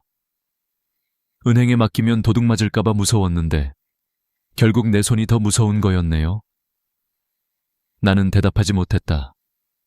왜냐하면 그 질문 속에는 단순한 후회가 아니라 평생 쌓아온 신념이 무너지는 순간의 슬픔이 담겨 있었기 때문이다. 많은 분들이 여전히 이렇게 말한다. 은행은 믿을 수 없어. 뉴스 보면 맨날 사기다 뭐다 하잖아. 그 말이 틀린 건 아니다. 그러나 역설적으로 그런 불신이야말로 당신의 돈을 가장 위험하게 만든다. 세상은 이미 바뀌었다. 은행 금고보다 더 위험한 건 장롱 속의 고요한 무지다. 한번 생각해보자. 돈은 단지 종이가 아니다. 시간이고 노력이고 당신의 인생 그 자체다. 그 귀한 시간을 곰팡이 속에 습기 속에 묻어두는 건 결국 자신의 과거를 썩히는 일이다. 그럼에도 불구하고 많은 어르신들이 내 눈에 보여야 마음이 편하다는 이유로 집안에 돈을 둔다. 그러나 그 안도감은 통제, 일루션일 뿐이다. 즉, 통제하고 있다고 느끼지만 실제로는 아무런 대비책이 없는 상태다.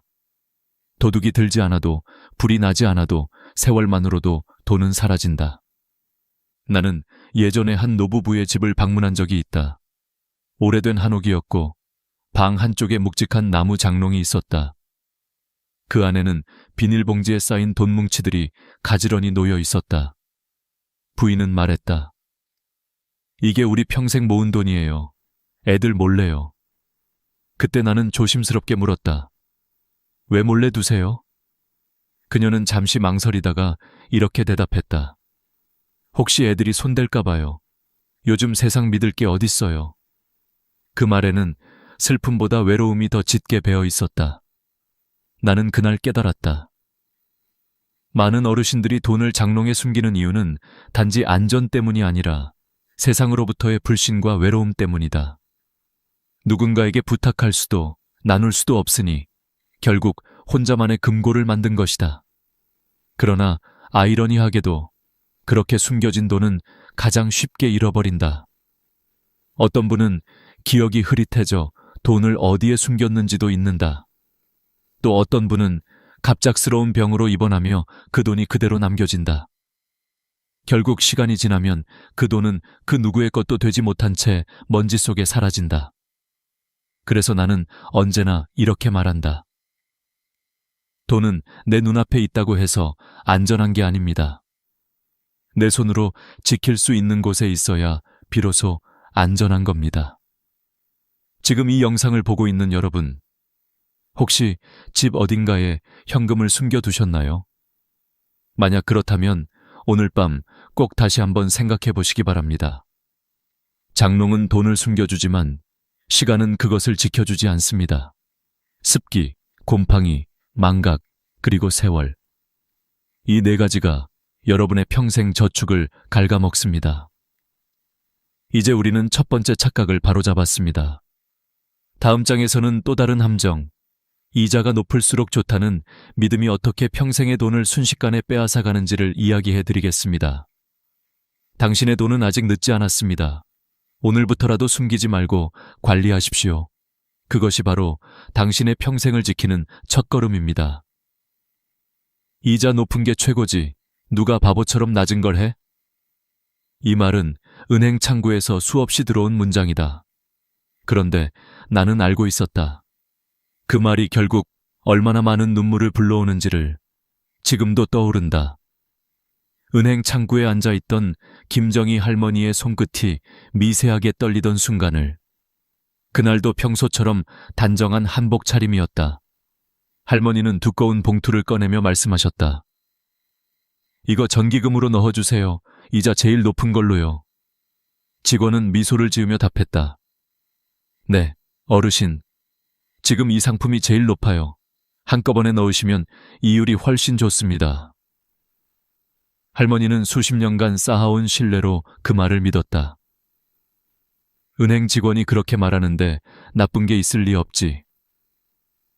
그날 그녀는 1억 원 전액을 한 통장에 예치했다. 그러나 2달 뒤 그녀의 표정은 완전히 달라져 있었다. 우리 딸이 큰 수술을 하게 됐어요. 돈 좀 찾아야 하는데. 하지만 직원은 난처한 표정으로 말했다. 어르신, 죄송하지만 중도 해지 수수료가 발생합니다. 그녀는 어리둥절했다. 수수료요? 그냥 내 돈 찾는데 왜요? 그제야 알게 되었다. 그 이율이 높은 예금은 장기 예치 상품이었고 중간에 찾으면 이자는 거의 사라지고 원금도 깎였다. 결국 수백만 원의 손해를 보고서야 할머니는 한숨을 내쉬었다. 그때 왜 한 통장에 다 넣었을까? 나는 옆에서 그 장면을 지켜보며 오래도록 말이 나오지 않았다. 그 순간 깨달았다. 이자는 높을수록 좋은 게 아니라 상황에 맞아야 좋은 것이다. 사람들은 높은 이율에 끌린다. 마치 세상에 놓인 유일한 사다리처럼 거기에 오르면 안정이 보장될 거라 믿는다.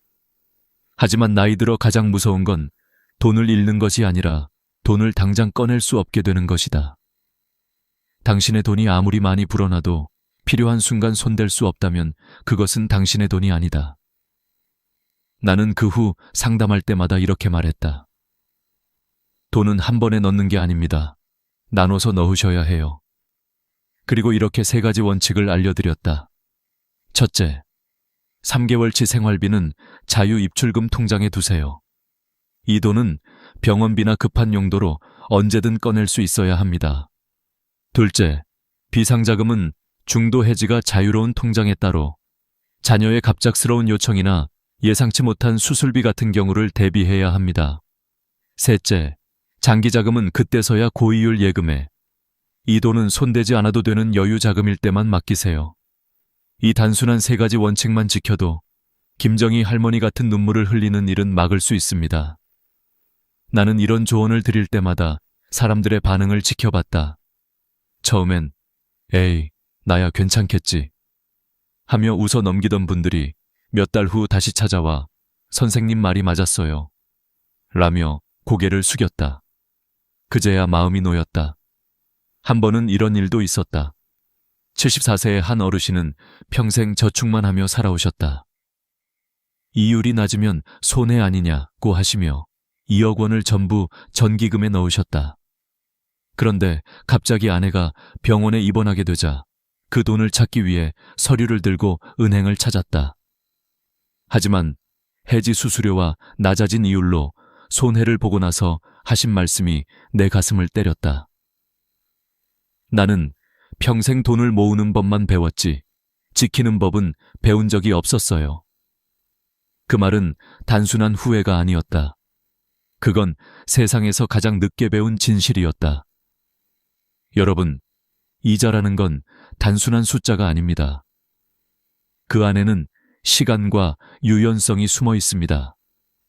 금리가 높을수록 묶이는 시간도 길고 선택의 자유는 줄어듭니다. 즉, 이자가 높다는 건 그만큼 내 돈이 잠겨 있다는 뜻입니다. 나이가 들수록 필요한 건 빠른 이율이 아니라 빠른 대응력입니다. 언제든 돈을 움직일 수 있어야 건강도, 마음도, 인생도 움직일 수 있습니다. 지금 여러분의 돈은 자유롭게 움직일 수 있나요? 아니면 단단히 묶여 있나요? 높은 이율에 끌려 자유를 잃는다면 그건 단순한 금융 실수가 아니라 삶의 주도권을 넘겨주는 일입니다. 오늘 당신의 선택이 내일의 평화를 결정합니다. 이제 다음 이야기를 통해 믿음이 얼마나 쉽게 배신으로 바뀔 수 있는지, 가장 가까운 사람에게 돈을 맡겼다가 모든 걸 잃은 한 어르신의 이야기를 들려드리겠습니다. 나는 아직도 그날의 통화 목소리를 기억한다. 선생님, 제가 정말 바보 같았어요. 그 사람이 날 그렇게 속일 줄은 몰랐어요. 전화를 건 사람은 79세 김창섭 어르신이었다. 목소리 끝이 떨렸다. 오랜 세월 쌓아온 신뢰가 무너졌을 때 나는 그 어떤 위로의 말도 쉽게 건넬 수 없었다. 김창섭 어르신은 자식이 외국에 나가 있는 홀로 된 분이었다. 동네에서 늘 도와주던 후배가 있었다. 병원 갈 때 차로 태워주고, 장 보러 갈 때 무거운 걸 대신 들어주고, 은행 업무도 종종 같이 봐주었다. 그 후배는 늘 이렇게 말했다. 형님, 요즘 세상 흉흉하잖아요. 인감도장이나 등기 같은 건 미리 정리해 두셔야 해요. 제가 복사해서 보관해 드릴게요. 그 말에 어르신은 망설이지 않았다. 고마웠기 때문이다. 그래, 이 사람은 나를 진심으로 도와주는구나. 며칠 뒤 어르신은 인감증명서와 통장 사본을 건넸다. 그 후로 몇 달이 지나고 어느 날 통장 잔액을 확인하러 갔다. 잔고는 거의 비어 있었다. 심지어 자신이 모르는 대출이 승인된 기록도 있었다. 아니, 내가 언제 이런 걸... 그제야 깨달았다. 모든 건 그 믿었던 사람이 저지른 일이었다. 신고를 했지만 이미 늦었다. 그 사람은 연락이 끊겼고 돈은 회복되지 않았다. 그날 어르신은 내 앞에서 울먹이며 말했다. 나는 평생 사람을 믿고 살아왔어요. 도와준다고만 생각했지. 이렇게 내 노후를 무너뜨릴 줄은 몰랐어요. 그 말이 끝나자 사무실 안은 한동안 고요했다. 나는 그때부터 사람들에게 이렇게 말하기 시작했다. 도와주는 사람과 책임지는 사람은 다릅니다. 당신의 돈과 서류는 도와줄 수 있는 사람이 아니라 책임질 수 있는 사람에게만 맡겨야 한다는 뜻이다. 우리는 종종 정이라는 이름으로 경계를 허문다.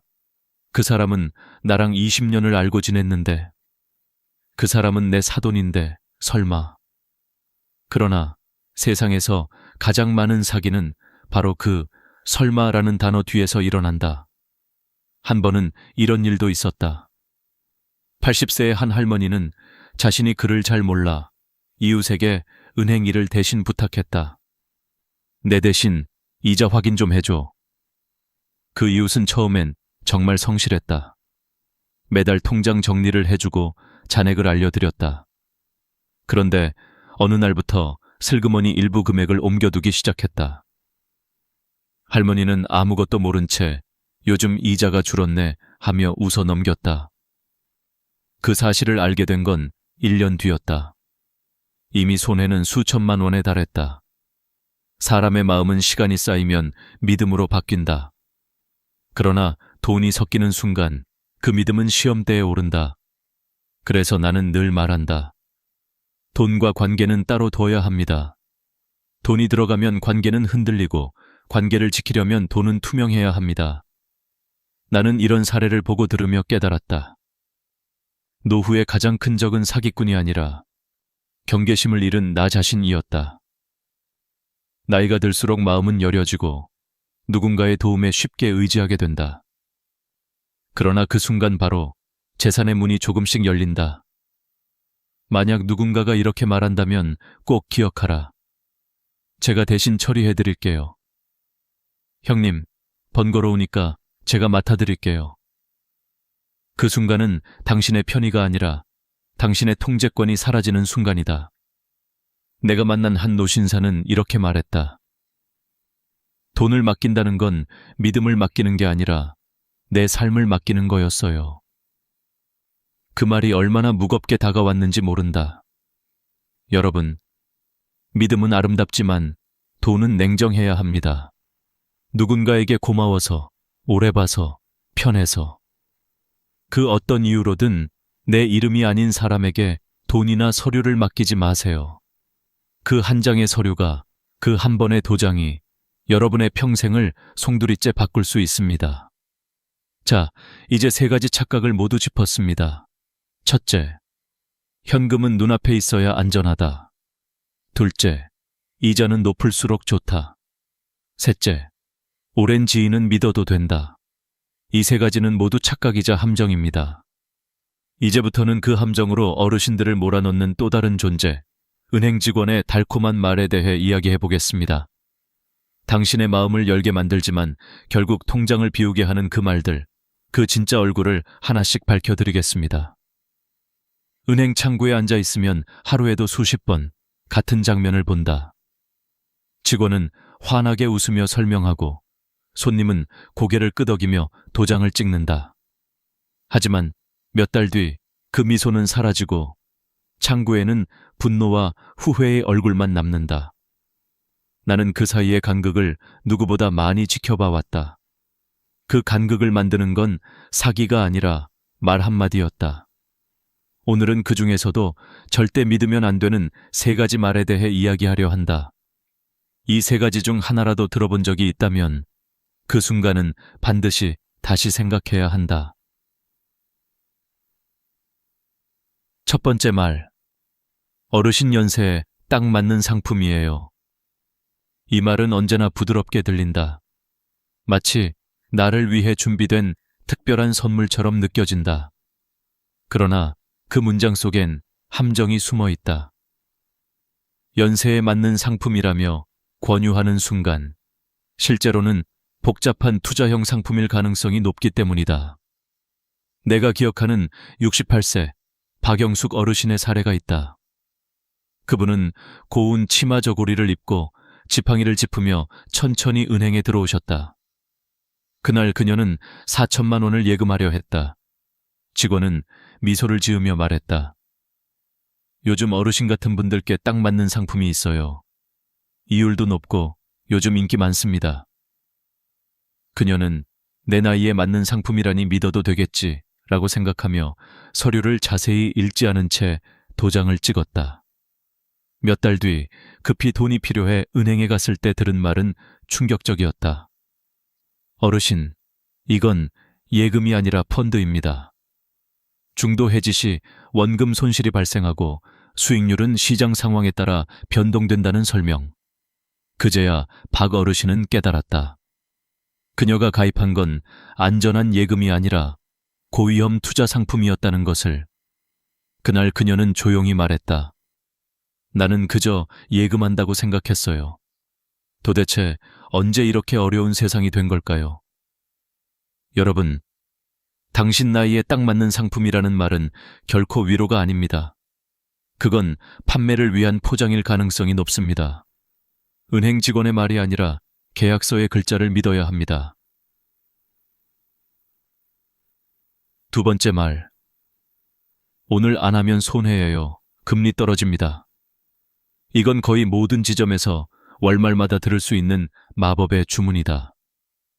사람의 마음을 급하게 만드는 가장 효과적인 말이기 때문이다. 경기도 고양시에 사는 69세 최인숙 어르신이 그 말을 들었다. 그녀는 퇴직금을 잠시 맡길 생각으로 은행에 갔다. 그때 직원이 조용히 말했다. 지금 금리 높은 상품이 있는데요. 오늘까지예요. 내일부터 조건이 바뀝니다.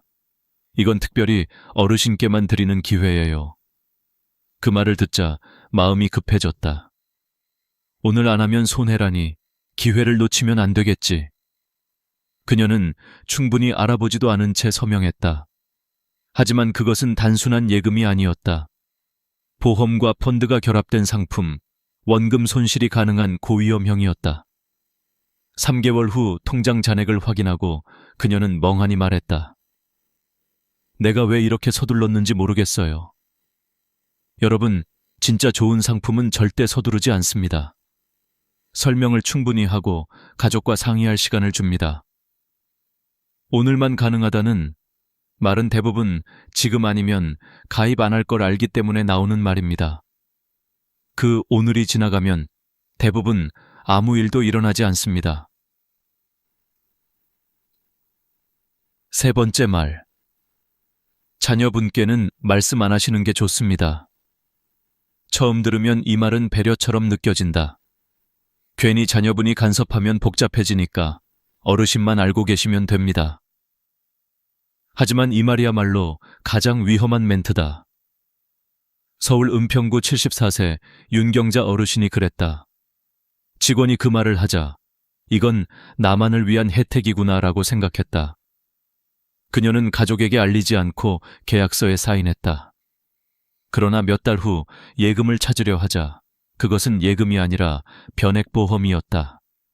6년 이상 유지해야 하며 중도 해지 시 수수료만 200만 원이었다. 그녀는 자녀들에게 말도 못하고 며칠을 울었다. 결국 자식들에게 사실을 털어놓았을 때 아들, 딸은 화내지 않았다. 대신 이렇게 말했다. 엄마, 왜 혼자 하셨어요? 무슨 일이 있어도 우리한테 먼저 말해주세요. 그 말에 윤경자 어르신은 눈시울을 붉혔다. 여러분, 좋은 금융 결정일수록 혼자 하지 마세요. 지금 아니면 안 된다. 가족에겐 비밀로 하라는 말이 들리는 순간 반드시 한 걸음 물러서세요. 그 한 걸음이 여러분의 10년 노후를 지켜줍니다. 이 세 가지 문장 꼭 기억하세요. 어르신 연세에 딱 맞는 상품이에요. 오늘 안 하면 손해예요. 자녀분에겐 말씀 안 하시는 게 좋습니다. 이 말이 나오는 순간 귀보다 먼저 마음을 닫으셔야 합니다. 이제 우리는 마지막으로 그 모든 잘못된 믿음과 실수를 바로잡고 당신의 평생 자산을 스스로 지키는 가장 확실한 방법을 이야기하겠습니다. 이제 여러분도 아셨을 겁니다. 돈은 모으는 것보다 지키는 게 훨씬 어렵다는 걸요. 한평생 절약하며 모은 돈이 단 하루의 실수로 사라질 수 있다는 걸요. 그러나 희망은 있습니다. 지금부터라도 바로잡으면 늦지 않습니다. 오늘 이 마지막 이야기는 당신의 돈을 평생 안전하게 지키는 법에 대한 것입니다. 먼저 꼭 기억하세요. 돈은 눈앞에 있다고 해서 내 돈이 아닙니다. 그리고 통장에 많다고 해서 안전한 것도 아닙니다. 진짜 내 돈은 내가 언제든 꺼내 쓸 수 있는 돈, 그리고 내가 책임질 수 있는 구조로 관리되는 돈입니다. 어느 날 한 어르신이 나에게 이런 말씀을 하셨다. 나는 돈을 장롱에 숨겨뒀어요. 아무도 못 찾게요. 그 말 속에는 불안과 외로움이 섞여 있었다.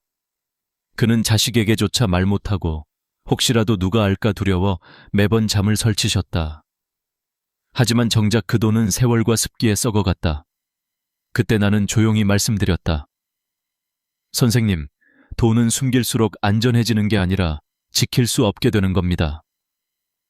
돈은 보관이 아니라 관리입니다. 눈으로 보는 게 아니라 흐름 속에서 지켜야 하는 생명체와 같습니다. 둘째, 나눠두세요. 한 통장에 다 넣는 건 절대 안전하지 않습니다. 인생은 언제든 예상치 못한 일이 생깁니다.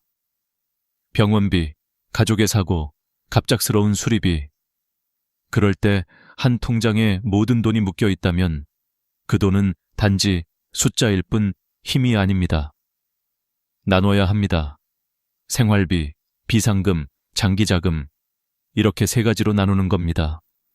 생활비는 자유롭게 꺼낼 수 있게, 비상금은 중도 해지가 가능한 곳에, 그리고 장기자금만 이자 높은 예금에 넣어두세요.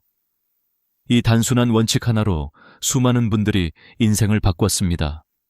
내가 만난 한 83세 할머니는 이렇게 말씀하셨죠. 선생님 말대로 나눠두니까 마음이 편해요. 이젠 무슨 일이 생겨도 당황하지 않아요. 그 웃음을 본 순간 나는 확신했습니다. 돈을 나누는 건 불안이 아니라 평화를 나누는 일이라는 걸요.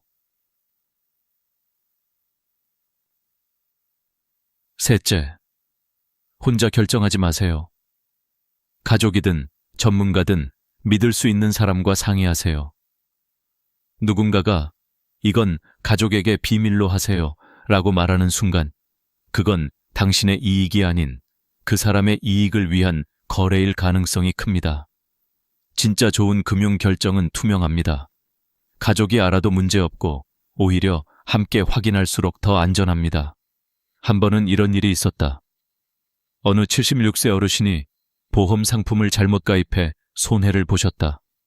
그때 아들이 계약서를 보고 놀라며 이렇게 말했다. 엄마, 이건 누가 봐도 손해예요. 왜 혼자 하셨어요? 그녀는 미소 지으며 대답했다. 나도 이제는 어른이니까 나 혼자 결정해 보고 싶었어. 그 말에 아들은 눈시울이 붉어졌다. 그녀는 자존심을 지키려 했지만 결국 그 자존심이 재산을 잃게 했다. 그래서 나는 늘 이렇게 말한다. 혼자 결정하는 용기보다 함께 점검하는 지혜가 더 값집니다. 넷째, 절대 서두르지 마세요. 오늘 안 하면 손해예요 라는 말에 흔들리지 마세요. 진짜 좋은 기회는 당신을 기다립니다. 하지만 당신의 돈은 결코 오늘만의 기회에 걸 만큼 가볍지 않습니다. 은행 직원이 급하게 서류를 내밀 때 그 순간 한 번만 더 물어보세요. 내일 해도 되나요? 그 한마디가 수천만 원을 지켜줍니다.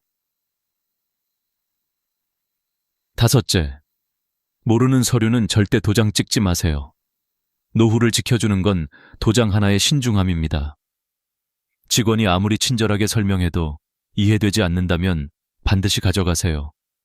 집에서 천천히 읽어보고 가족에게 보여주세요. 서류의 글자는 작지만 그 안의 약속은 평생을 바꿉니다. 이제 마지막으로 드리고 싶은 말이 있습니다. 돈은 모은 사람이 잘한 게 아니라 끝까지 지켜낸 사람이 진짜 현명한 사람입니다. 그 한 번의 선택, 그 한 번의 신중함이 당신의 10년 노후를 바꿉니다. 당신의 돈은 당신의 삶이고 당신의 시간이며 당신의 자유입니다. 그걸 절대 아무에게도 맡기지 마세요. 오직 당신 자신만이 지킬 수 있습니다. 오늘 이야기를 끝까지 들어주신 여러분께 진심으로 감사합니다. 혹시 이 이야기가 마음에 남으셨다면 가족이나 친구와 꼭 나눠주세요. 그 한 번의 공유가 한 가정의 노후를 지켜줄 수도 있습니다. 그리고 기억하세요. 현금은 숨긴다고 안전하지 않고 이자는 높다고 좋은 게 아니며 믿음은 오래됐다고 지켜지는 게 아닙니다. 여러분의 돈은 관리로 지키고 여러분의 삶은 지혜로 빛날 수 있습니다. 오늘부터 그 한 걸음을 시작하세요. 당신의 노후는 아직 늦지 않았습니다. 당신의 지혜가 내일의 평안을 만듭니다. 다음 영상에서는 여러분의 자산을 더욱 안전하게 지키는 사기 예방과 상속 관리법을 다룰 예정입니다. 놓치지 않도록 구독과 좋아요, 알림 설정을 꼭 눌러주세요. 여러분의 평안한 내일을 위해 저는 다시 찾아오겠습니다. 건강하고 지혜로운 하루 보내세요. 감사합니다.